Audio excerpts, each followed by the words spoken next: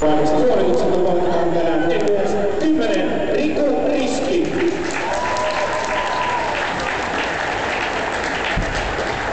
Ja pitkälti pelaaja palkitaan ja valitaan tänään suorittamassa entinen TPS-päävalmentaja ja myös entinen Nypa-toiminnanjohtaja Seppo Miettinen.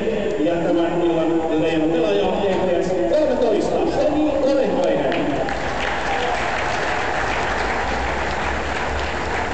Kiitoksia arvoisa yleisö, kiitoksia Nypa-Olehainen kotimatkaa sinne Kouvolan suuntaan. Ja viimeistä viikkoinen tilanne edelleen kaupunkiin Inter-ottelussa on 0-1. Ykkösessä KTP TPV on päättynyt 0-1 ja Rovaniemen Oulun Vikingit 0-0.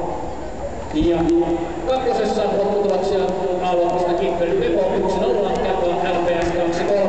B-luokassa FC ja Sinimusta 0-2, Someron Voimamusta Sanava 2-5, Eikkenes IFK IFK 1-2, Rajuna IFK Salpa 0-1. Pää pystyssä loppuun asti! Pelejä on vielä! Blackburn IPK tilanne 0-1, PK 37 FC Kiista lopputulos 2-1, TPK FC Korsto lopputulos 3-2, TP 47